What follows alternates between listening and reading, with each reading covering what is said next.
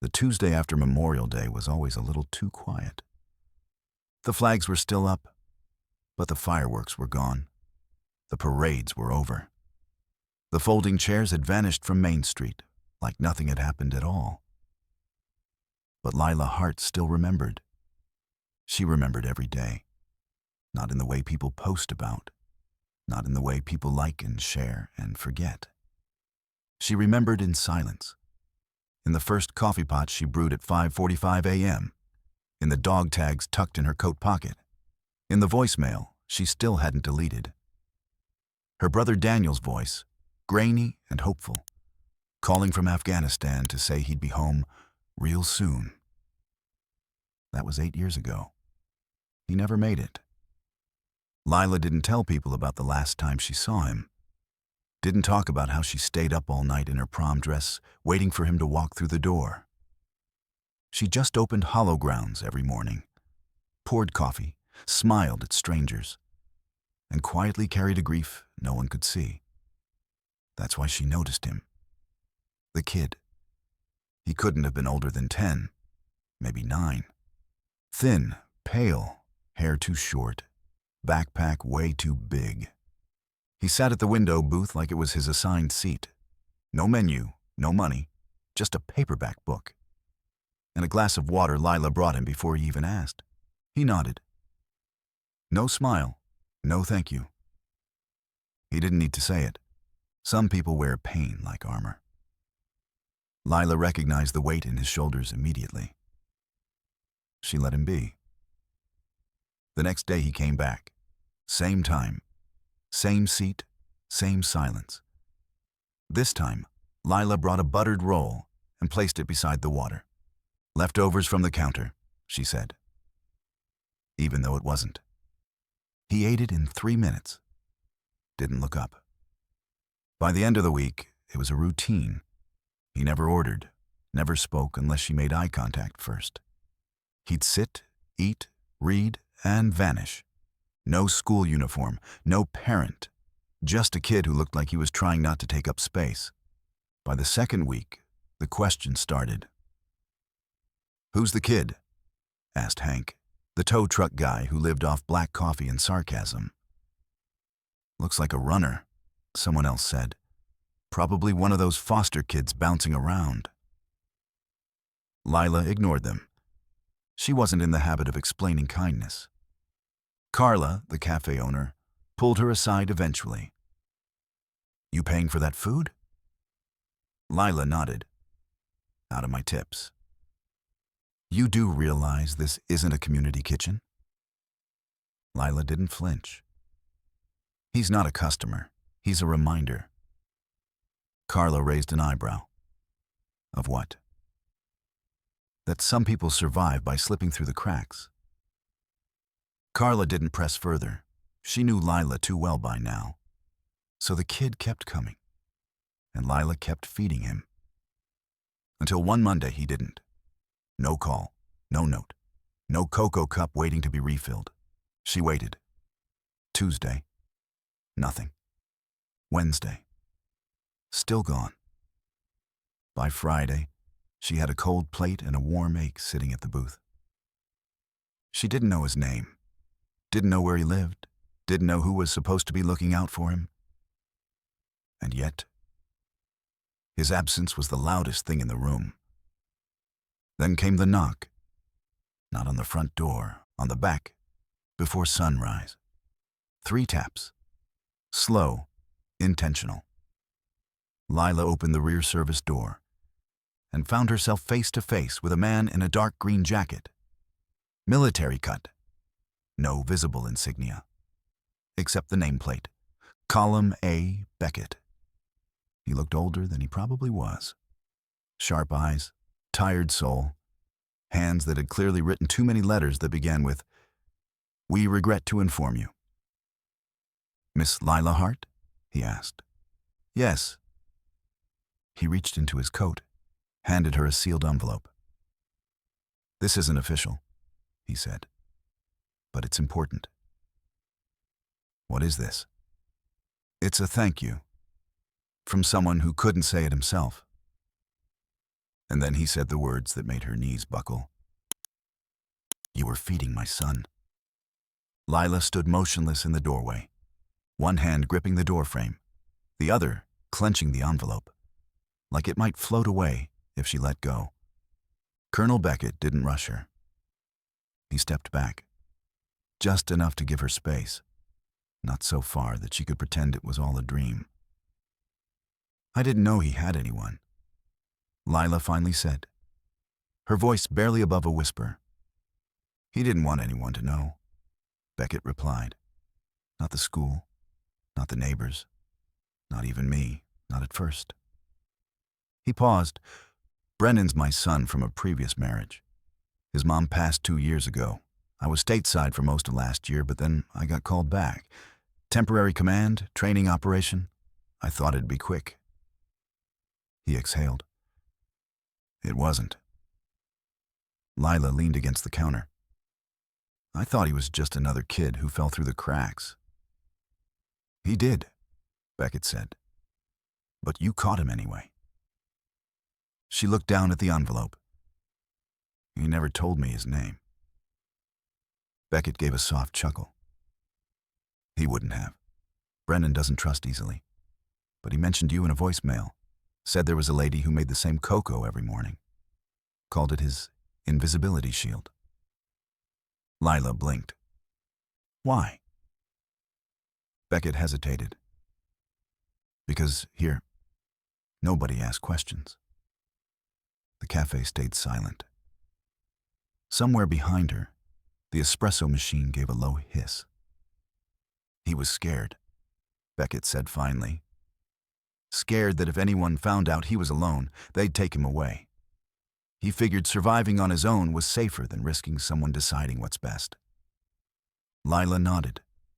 Slowly. That kind of fear didn't come from nowhere. "Where is he now?" she asked. "With me," Beckett said. "We're staying on base. Temporary housing. It's not glamorous. But he's eating, sleeping, trying." The envelope crinkled softly in her hand. "He wanted you to have this," Beckett said. "Said he tried to write it 4 times before it felt right." Lila opened it carefully, like it might break. Inside was a note, handwritten, uneven lines. "Dear Miss Lila, thank you for not asking who I was or why I was alone. You made me feel like a regular kid. That booth by the window felt like a safe place. The cocoa helped, but mostly it was you. My dad says not all heroes wear uniforms. I think some wear aprons. I hope I can come back soon. Brennan." Lila folded the note, pressed it to her chest. When she looked up, Colonel Beckett wasn't standing like a soldier anymore. He looked like a father, one who'd failed and was now trying to fix it. "You're welcome here," Lila said softly. "Both of you." Beckett nodded once. "He asked me to tell you something else," he said. "Miss Lila gave me breakfast, but she also gave me back my dad." She covered her mouth, not to cry, but to breathe. And when Beckett saluted her, not as an officer, but as a man trying to show respect to the one person who'd held his son together, Lila returned it with something stronger than protocol. A quiet nod. The kind that says, "I see you. I know. We carry the same weight. And neither of us is alone anymore." The door had barely shut behind Colonel Beckett when Lila realized her hands were still shaking. She tucked the envelope beneath the counter, right beside her brother's old army mug, and poured herself a cup of coffee she didn't plan to drink. It was 7:04 a.m., and the shop was already starting to fill. She tried to act normal, smile, greet the regulars. But something in her had shifted. The weight she'd carried for years, the quiet ache of grief that lived in her bones, had moved, not disappeared, just rearranged. People could tell something had happened. Lila wasn't the type to look rattled, but she wasn't great at pretending either. "You all right?" Carla finally asked from the kitchen window. Lila nodded, but it was the kind of nod that buys time, not trust. By the end of the day, 3 customers had left larger than usual tips. One woman dropped a note next to her coffee cup. "Thank you for seeing the invisible ones." She hadn't told anyone. But somehow, the story was already leaking out. And 2 days later, it broke wide open. It started with a blog post. A local freelance writer who'd been in the shop during Beckett's visit wrote about what he saw. He didn't name names, but the image he painted was unmistakable. A military officer, a café, a quiet salute, a woman who fed a child, until his father found his way back. The piece was called "The Hero in the Apron." By noon, it had been shared 10,000 times.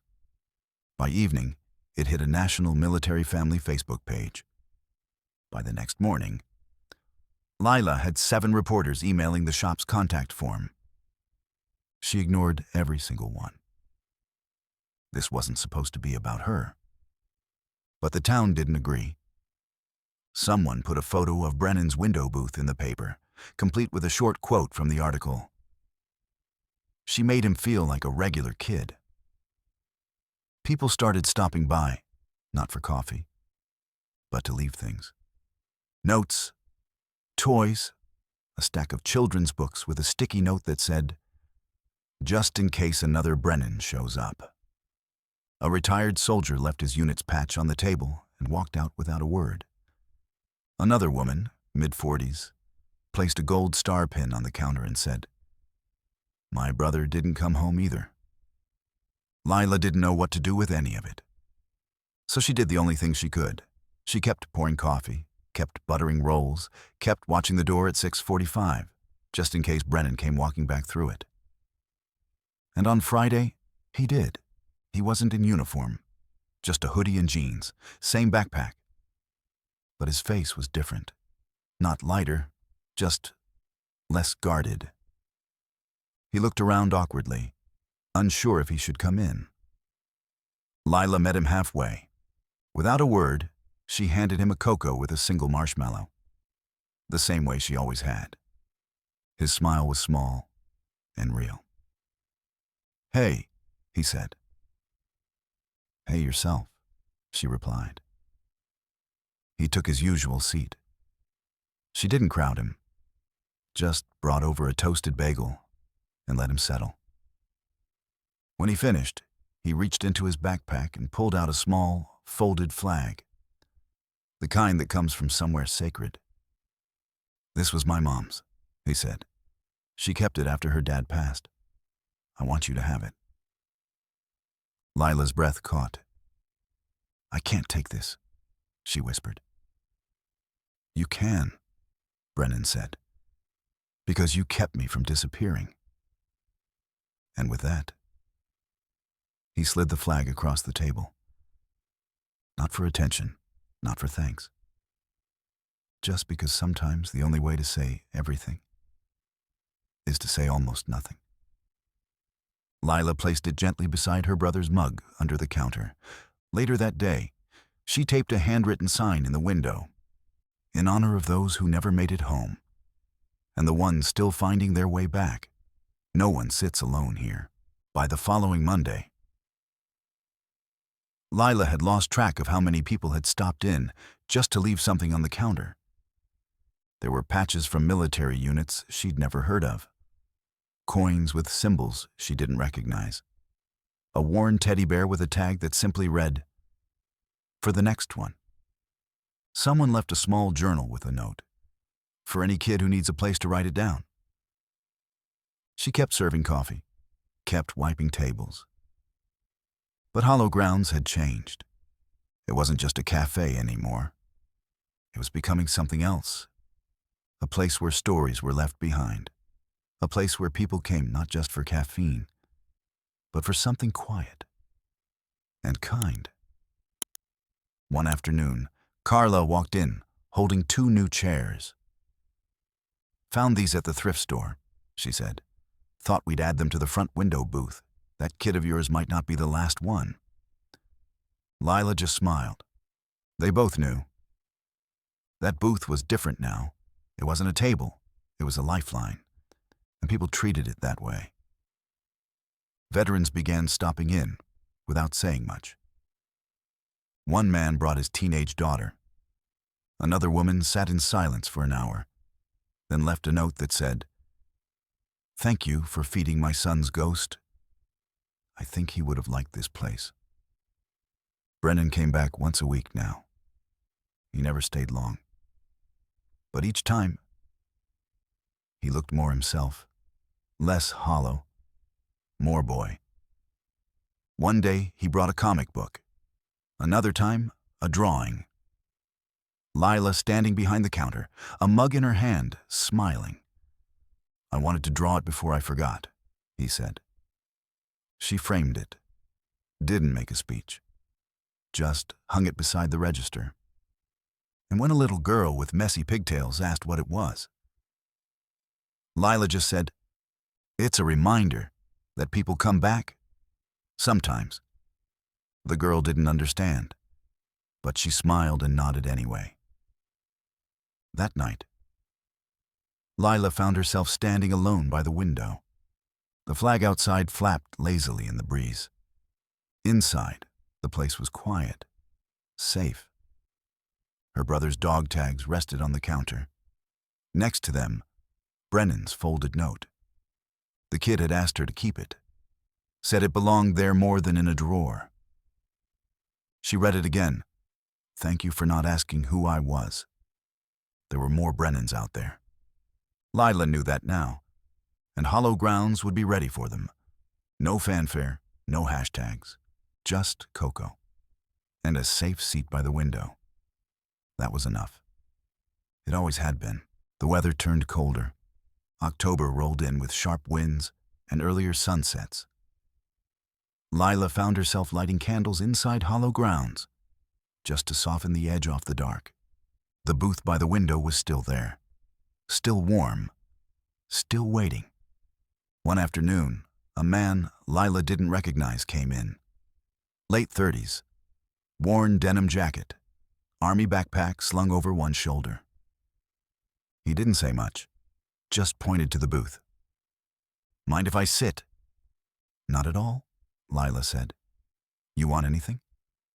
"Whatever you gave him." She knew who he meant. She brought him cocoa and a cinnamon roll. He didn't say thank you, just nodded. 10 minutes later, he pulled something from his bag and left it on the table. Then he walked out, without another word. Lila approached the table carefully. What he'd left was a flag, folded, clean, crisp, resting atop a small black and white photo. A young woman in uniform. Taped to the edge of the frame was a note. She made it back, but not whole. This place, this seat, helped more than you know. Lila stood there. The sounds of the café faded behind her. The hum of the espresso machine. The soft clinking of silverware. None of it mattered in that moment, because this wasn't just a folded flag. It was a full circle moment. One of those rare collisions where pain, memory, and kindness come together without permission or explanation. That evening, she moved a small wooden box from beneath the counter and placed it near the register. It held 3 things: her brother's dog tags, Brennan's letter, and now the folded flag. She added a handwritten sign, "For those who remember, and for those who still wait." The next day, someone added another, a medal.